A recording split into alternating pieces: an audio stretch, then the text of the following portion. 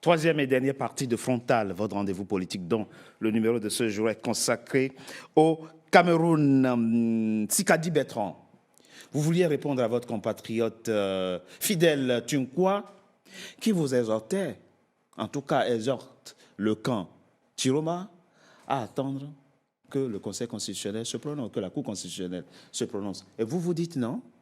Non, je dis tout simplement que, étant cadre d'un parti qui s'appelle le MRC, oui, qui a été de façon brutale, n'est-ce pas, rejeté à la candidature aux élections, le 5 août, dont la candidature a été rejetée récemment, oui, et qui avait connu déjà le même sort en 2018, oui, pour quelqu'un qui est cadre de ce parti, je trouve ça très grave, parce que s'il y a un parti politique qui a subi des injustices au Cameroun ces 15 dernières années, ça s'appelle le MRC de Maurice Kamto. Et donc, dit qu'on va attendre le verdict, juste que je termine, dit qu'on va attendre le verdict de la Cour constitutionnelle, connaissant que cette institution est une institution infestée de gens du RDPC. Bon, les mots, on va faire attention aux mots. Oui, justement. On va faire attention aux mots. S'il vous plaît. Non.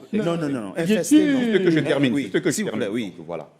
C'est très important, s'il vous plaît. Je comprends. Oui. Donc, quand vous parlez du RDPC, n'est-ce pas, qui attend le résultat de façon sereine, n'est-ce pas? Oui. Continue dessus.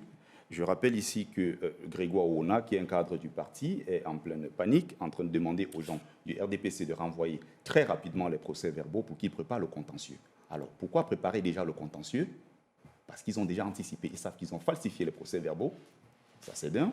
Vous avez certains membres du gouvernement qui, depuis avant les élections, avaient décidé d'envoyer leurs familles à l'étranger pour les protéger. C'est parce qu'ils savent qu'ils vont falsifier et que le peuple va se soulever. J'ai des gens dans mon entourage que je connais, dont je ne donnerai pas les noms ici, qui sont des personnes qui, n'est-ce pas, des familles de ces membres du régime qui ont décidé d'envoyer leurs enfants en sécurité en Israël, aux États-Unis, au Canada et notamment en France. C'est justement parce qu'ils savent que le peuple va se soulever cette fois-ci et qu'on ne va pas laisser que notre en tout cas, soit volée. On ne va pas appeler dans cette émission à l'insurrection au Cameroun. Ce n'est pas le but, ce ne serait jamais le but de mes émissions. Nous devons toujours faire confiance aux institutions. Et notamment en ce qui concerne le Cameroun, à ELECAM et à la Cour constitutionnelle. Vous voulez répondre quoi très rapidement par rapport à ça avant que je passe la parole à Karine? D'abord, à ma connaissance, M. Grégoire Ouona n'est pas membre d'ELECAM. Le processus électoral se passe par ELECAM. C'est à ELECAM que l'on donne en tout cas, votre position. Et en ce qui concerne, je pense que le MRC n'attendait pas M. Tchiroma pour corriger le code électoral. Finalement, vous n'êtes plus ensemble. Je suis très choqué de ces propos. Finalement, vous n'êtes plus ensemble dans le combat politique. Je suis très choqué de ces propos quand il dit que M. Grégoire Ouona... Je ne parle pas de confiance. Alors, moi, je pense...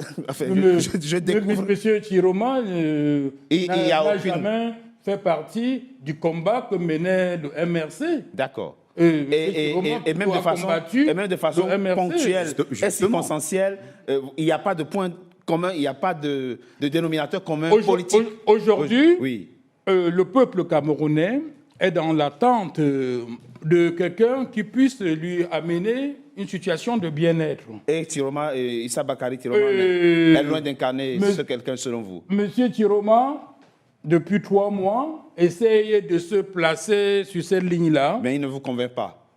Je voudrais bien qu'il me convainque. Mais ce n'est pas encore le cas. Ce que j'attends... Il a convaincu le peuple de toute façon. Ce que j'attends... Ça, on ne le sait pas encore. Les PV, les non parlés. S'il vous plaît, oui. Ce que j'attends... Pourquoi je dis cela? Qu'est-ce que j'attendais? Moi, par exemple, je vois que, par exemple, nous, au MRC, quand j'entends M. Tchiroma parler du transport... Non. Ce qu'on va faire, M. Fidèle Tunkwa, pardon, excusez-moi. Moi, je vais vous poser la question peut-être de façon brutale, mais entre guillemets, entre Paul Biya, qui reste au pouvoir, et Tchiroma, président, vous choisissez qui? Au moment où on est en train de faire cette émission, vous aurez préféré qui? Ce que je vais vous répondre, oui. Le Cameroun a remis, est retourné aux populations pour les remettre, retourner pour les demander l'élection. Oui.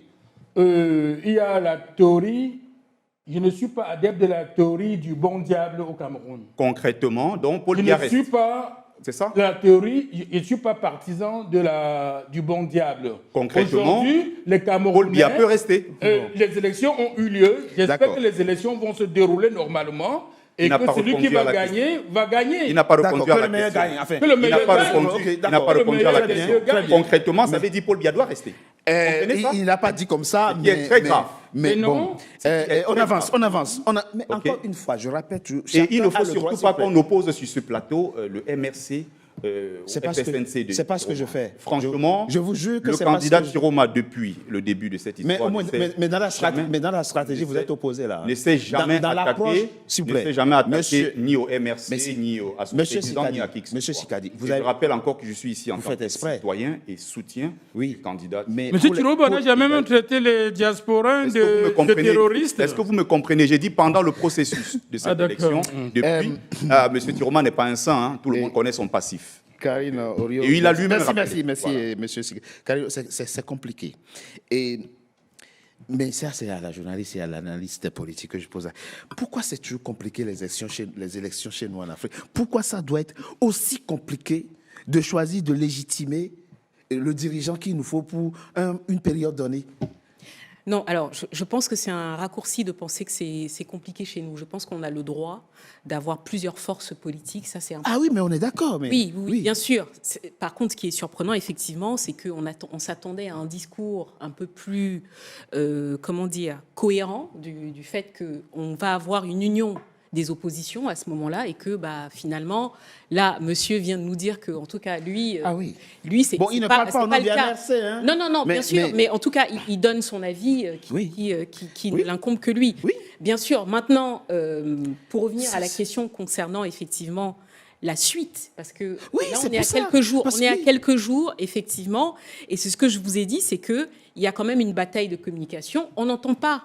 Par contre, c'est vrai qu'on a pas j'ai posé la question au début, on ne l'entend pas, on ne sait pas qu'est-ce qu'il va jouer comme rôle. Parce que le MRC n'a pas choisi de candidat. C'est pas si vous l'oubliez. Oui, mais on n'a pas oublié. Le MRC a demandé que les principaux candidats qui ont, selon certaines indications, ont pris le devant, se coalisent. C'est la position du MRC. Ils ne l'ont pas fait. Voilà. Et le reste sont des positions individuelles. Monsieur Kamto est allé voter. Monsieur Mamadou Mota le fait de ne pas parler est aussi... Ne pas donner de consignes. Est aussi un message. Il y a aussi un... Oui, bien sûr. Mais c'était pour dire qu'à l'heure où on parle, il y a déjà 5 recours, par contre. Il y a effectivement, il y a déjà eu 5 recours. Des personnes qui estiment que, en tout cas, cette élection doit être annulée parce que les conditions ne sont pas respectées et tout ça.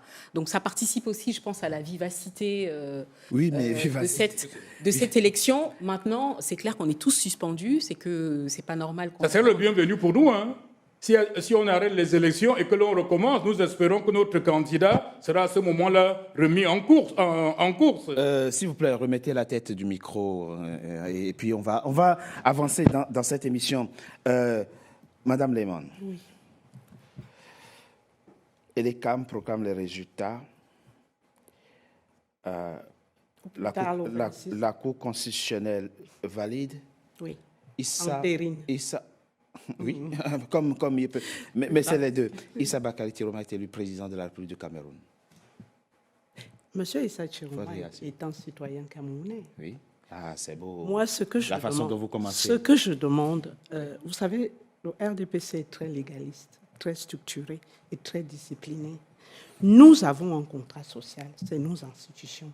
Qu'on les conteste, on peut les améliorer. La Cour constitutionnelle valide l'élection de vis-à-vis. Oui. On va s'y plier, à condition qu'on ait des procès-verbaux. Non, mais vous m'avez posé une question. Oui. Parce que quand on parle du processus électoral, je vous ai rappelé tout à l'heure les étapes. Non, mais moi, on est arrivé à la fin, là. Non. La Cour constitutionnelle a validé. Et non, la Cour constitutionnelle n'a pas encore validé. Une hypothèse, je vous dis que M. Issa Chiroma est un citoyen camerounais. Si la Cour constitutionnelle valide la victoire de M. Issa Bakary Chiroma, nous allons nous y plier. Sans condition. Sans condition. Très bien. Ce que nous refusons, c'est que M. Issa Chiroma se proclame le lendemain de l'élection victorieux alors qu'il a lui-même fustigé un candidat 7 ans avant qui avait fait la même chose. Alors qu'il y a un processus électoral. On parlait tout à l'heure du code, qu'il soit contesté ou pas. Mais il y a un article 132 dans ce code qui valide le processus électoral, qui valide le contentieux électoral. C'est déjà prévu avec les délais. Je vous ai donné les délais tout à l'heure. Donc le RTPC, qui est discipliné, structuré et organisé, continue sa marche vers la proclamation de l'État. Vous avez demandé à Mme Moriot, qui sur ce plateau reste la personne la plus sensée, parce que nous autres, on n'est pas... C'est violent, ça. Non, c'est pas grave. C'est une violence inouïe. C'est pas violent, c'est la vérité, parce qu'on est passionné, on est passionné par nos partis politiques. Aussi bien je calme. Non, mais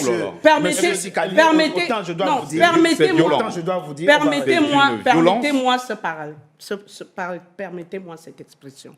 Je vous le demande, concédez-le-moi, parce que nous sommes passionnés par des candidats. Non, il faut plutôt s'excuser. Je suis en train de... S'il y a quelqu'un qui a été ordurier, c'est vous. Vous se sent insulté, monsieur Tuikwa se sent insulté. Elle est censée parce qu'elle dit des choses sensées. Vous lui avez demandé pourquoi. Et votre voisin, s'il vous plaît. Pourquoi en Afrique, la démocratie a tant du mal? Notamment les périodes. Les périodes post-électorales et même pré-électorales. À part quelques pays de l'Amérique latine, on est le seul continent aujourd'hui où... Vous avez demandé pourquoi. En l'entame de cette émission, j'ai commencé par des propos historiques. L'Afrique, pas seulement le Cameroun, est victime souvent de frontières qui ne sont pas les vraies frontières. Des ethnies, la politique aujourd'hui est ethnique, communautaire. C'est-à-dire que nous avons des candidats qui ont pour fief électoral leurs ethnies ou leur région. Ces élections démentit cela, madame. C'est le cas de... Laissez-moi poursuivre mon raisonnement. On attend, madame. Laissons la dame aller au bout. Laissons la dame aller au bout. S'il vous plaît, monsieur Tunkwa. Une fois, laissons la dame aller au bout. Donc, une fois que ces élections arrivent, elles trouvent un contexte, soit des frustrations, soit des manques. Vous pouvez comprendre, n'est-ce pas? Je suis en train d'aller au bout de... Parce qu'on a parlé, mais on n'a vraiment pas touché le problème du doigt. Soit des frustrations en fonction de l'ethnie qui est au pouvoir ou pas. Nous l'avons connu au Rwanda, nous l'avons connu dans plusieurs pays. Et ce qui se passe aujourd'hui au Cameroun, c'est un peu le symbole de ce que l'Afrique souffre de cette histoire coloniale et néocoloniale. Donc c'est à nous de rentrer dans ce processus de démocratisation, de validation de nos institutions, bien sûr. De concrétisation de la validation de ces instructions. Et en termes de perspective, l'OUA a commencé avec un groupe des sages qui a commencé une réflexion sur comment sécuriser la paix post-électorale, la sécurité. En termes de perspective, puisque nous sommes dans la dernière partie, nous avons... S'il vous plaît, quand elle parle du vote... Nous avons besoin aujourd'hui que des institutions indépendantes accompagnent nos processus préélectoraux, post-électoraux, pour éviter des conflits politiques, pour éviter la violence. Aujourd'hui, on a passé tout le temps à nous disputer, mais c'est très grave. C'est vrai, vous avez raison. Parce que le Cameroun restera et les hommes passeront. Absolument. C'est ce que je peux vous dire en termes de... Votre message est très clair. Pour répondre à votre question. C'est une partie très importante. Et remplie de positivité. 30 secondes. C'est très intéressant. Parce que ce qu'elle vient de dire, c'est très intéressant. Elle parle du vote tribal. Alors, M. Biya, qui est de l'ère culturelle Fambeti Boulou, qui gagne dans sa région, qu'ils ont appelé d'ailleurs au Cameroun, le socle granitique, où il chasse les autres membres des partis politiques qui ne sont pas issus de cette terre. Et donc, où Paul Biya gagne à 100%. Et donc, le même Paul Biya... de quelle élection? Je prends même les élections de 2018. 12 octobre, non. Oui, et même encore, c'est pour ça que... Non, je prends... Ça pose sur la présidentielle 2025. Elle vous parlait de l'OUA, ça n'existe plus l'OUA. Oui, mais elle a commencé, oui. Donc, je vais donc prendre un simple exemple pour faire comprendre que les mêmes qui veulent ici parler de vote tribal sont les premiers au Cameroun qui votent leurs frères à 100%. Est-ce que vous savez qu'il y a juste une semaine avant les élections, il y a des pancartes en plein cœur de Yaoundé qui disaient « Attention aux populations du centre, sud et est ». vous devez voter Paul Biya parce qu'il est le garant de votre survie. Si les autres arrivent au pouvoir, c'est dangereux. Il faut condamner ça. Il faut condamner ça. C'est très dangereux. Il faut condamner ça. La dame qui tient ce discours parlant du représentant du RDPC, elle n'est pas bien placée. Alors attention. Quand on sait que Madame Chiroma, qui n'est pas Madame ne dit pas. Non, attention. Décrire quelque chose, ce n'est pas être d'accord avec cette chose. Elle ne dit pas qu'il faut effectivement donner à nos processus électoraux une base ethnique. Elle décrit une situation, mais qui n'est pas singulière au Cameroun, qui n'est pas spécifique au Cameroun. Elle a parlé du Rwanda, mais elle aurait pu parler d'autres pays. Et que par rapport à ça, il faut effectivement que nous prenions cette situation à bras le corps et que nous avancions. On avance dans ce débat. Karine, très rapidement. Les membres de la Cour constitutionnelle du Cameroun, quel est l'enjeu véritable aujourd'hui pour eux? Comment se fait-il qu'on ne peut pas s'imaginer que si effectivement c'est Issa Tiroma Bakary qui a gagné cette élection, qu'il valide cette victoire et qu'on passe à autre chose? Pourquoi, dans l'imaginaire de beaucoup de Camerounais, c'est impossible que cette Cour constitutionnelle valide la victoire d'un candidat s'il ne s'appelle pas Paul Biya? Mais voilà. Parce que c'est encore une fois, ce que je dis, c'est qu'on est quand même dans un contexte où le manque d'alternance et que le fait que ce soit une seule classe politique qui détienne tous les pouvoirs depuis un certain nombre d'années, ça fait qu'il y a une perte de confiance. Et que, de toutes les façons, aujourd'hui, toutes les générations qui disent « nous, on n'a pas confiance aux membres de la Cour constitutionnelle parce qu'on pense que ce sont toutes des personnes corrompues », ça peut s'entendre. Et pour compléter, ça peut s'entendre. C'est triste de le dire. C'est une fatalité. Juste pour compléter. C'est une fatalité. Juste pour compléter, Karine, 8 membres sur 10 de la Cour constitutionnelle camerounaise sont du parti RDPC au pouvoir. 8 membres sur 10. Donc ils ne peuvent pas être des gens. Actuellement. Bah oui, au moment où nous sommes en train de parler, ce sont des gens du RDPC qui sont à la Cour constitutionnelle. Vous comprenez donc le problème d'impartialité et tout. Alors, les théoriciens de ces questions disent l'ingratitude du juge constitutionnel. Une fois que tu es nommé, tu oublies ta couleur politique, tu oublies qui t'a nommé et tu fais en toute conscience ton travail. Les juges constitutionnels camerounais n'en sont pas capables? Ah, du tout.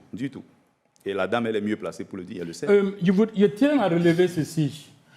Depuis 1 mois, 2 mois, le Cameroun, les populations du Cameroun sont en train de montrer que nous sommes un grand pays et que nous sommes capables de dépasser les problèmes ethniques, les problèmes ethniques et tribaux.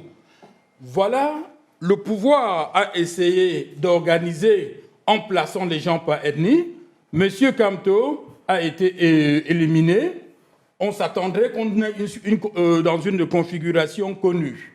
Nous venons de voir que si l'on suit des bribes d'informations ou bien les réactions populaires, on dit partout que, j'ai suivi l'autre jour monsieur le ministre Momo, dit que les électeurs du président Maurice Kamto, du MRC, sont allés vers monsieur Issa Chiroma. Oui, c'est faux?